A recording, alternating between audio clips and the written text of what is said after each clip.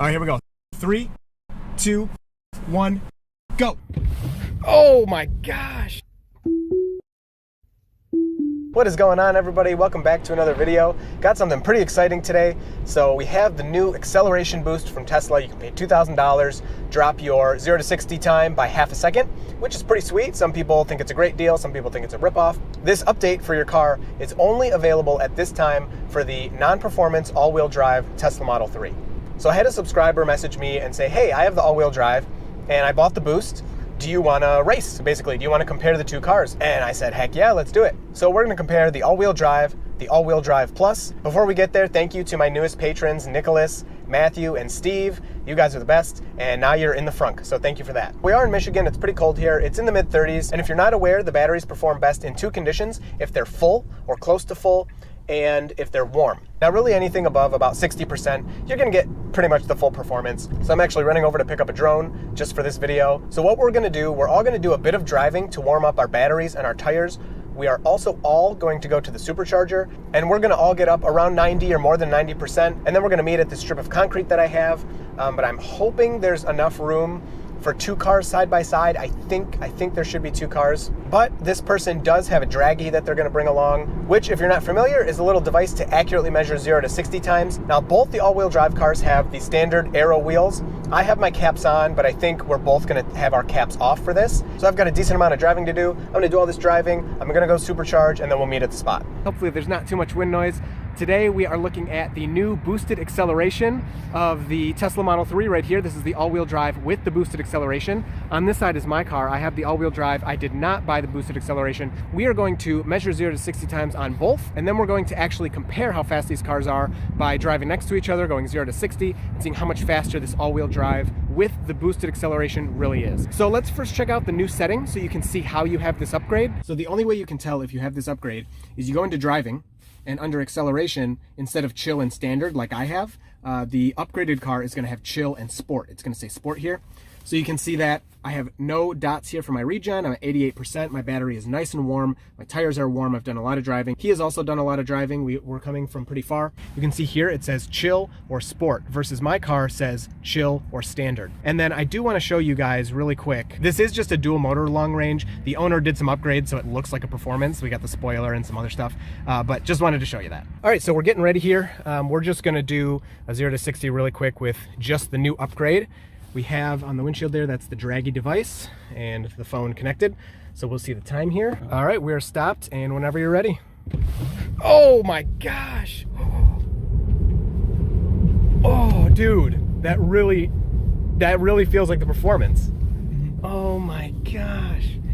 I'm so surprised by that. Oh, because of course, and we're at 75% actually, 74%. So I'm used to the acceleration of my all-wheel drive.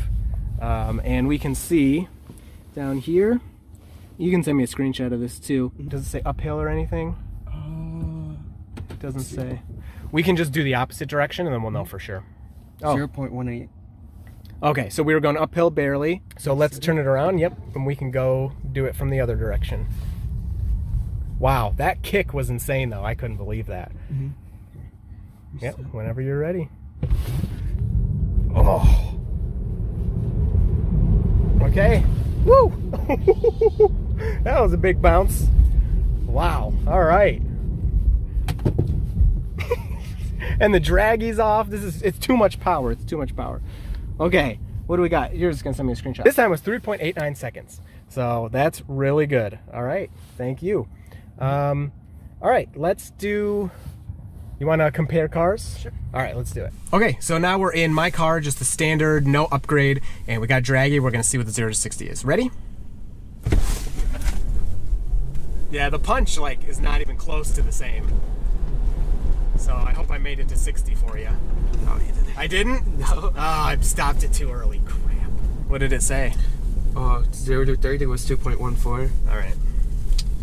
That's a pretty big difference. My car was doing between 1.75 to 1.9. Okay, so we can compare that to the 0 to 30. Is for the upgrade is 1.7-ish, and for mine was 2.1-ish.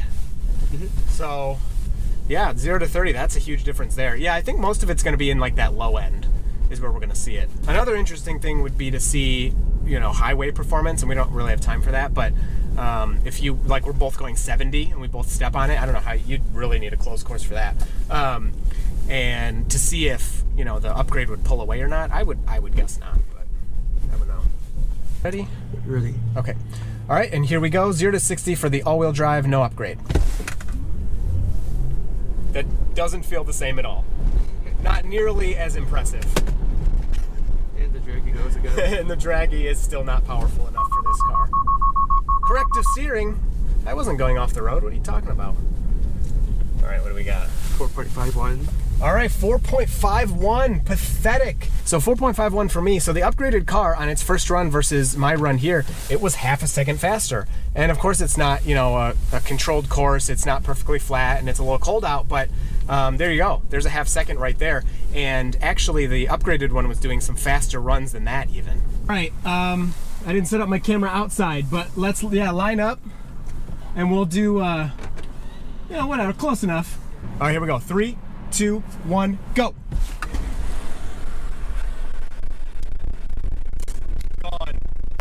Gone, not even close. All right, ready? Okay, here we go. 3, 2, 1, go.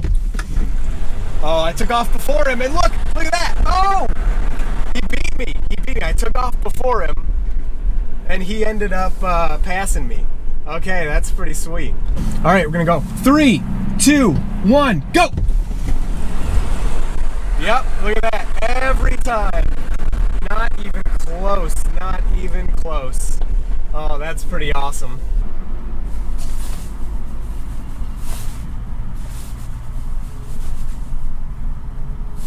All right. 3, 2, 1, go.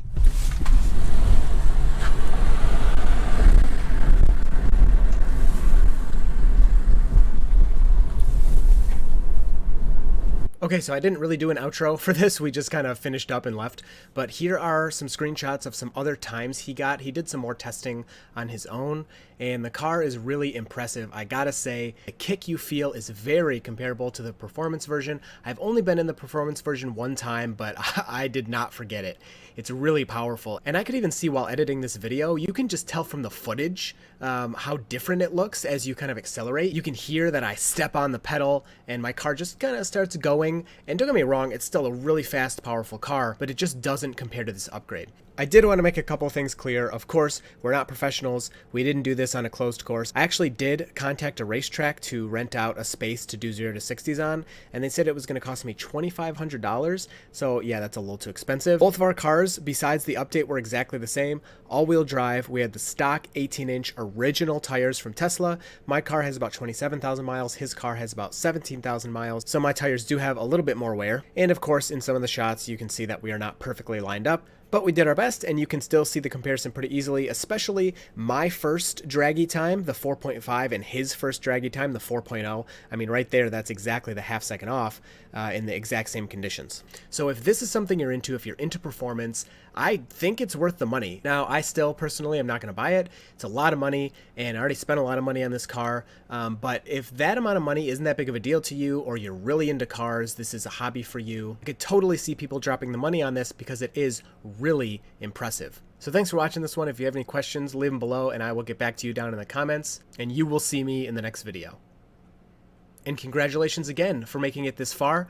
I do a new thing with my videos now. At the end, I take a random comment from the past and I post it here and I answer it for you. So let's check out that comment. Okay, this comment is Elon Musk.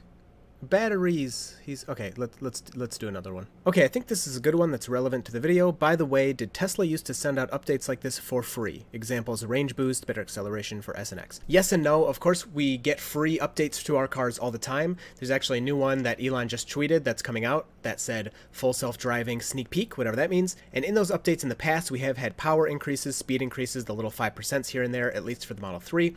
But also in the past, you could buy a Model S that was a 75 kilowatt hour battery that was software locked to 60 kilowatt hours. And then at any point in the future, you could pay Tesla and say, hey, I actually want that extra battery capacity. You send them the money and then they unlock it for you. So very similar to what we're seeing here. So of course, I think we will continue to get free updates in the future. But at the same time, I think we will see more of these little things that you can buy from Tesla to make your car better. It's not the first car with options, you know, on the one hand, but on the other hand, it is kind of weird that the car is capable of it and they're just locking it. I personally don't mind all that much. The car is what it is when I bought it. They didn't have the stealth performance. This is still slower than the stealth performance. But I know a lot of people are concerned that this is just going to kind of go crazy and you're going to have to pay for every little thing. There have been examples of like, oh, if you want faster charging at the supercharger, you have to pay for it. And I guess it's possible, but I don't really see it happening. But that's just my take. Let me know what you think about that, if you're concerned or you don't think it's a big deal. All right, thanks for watching. See you next time.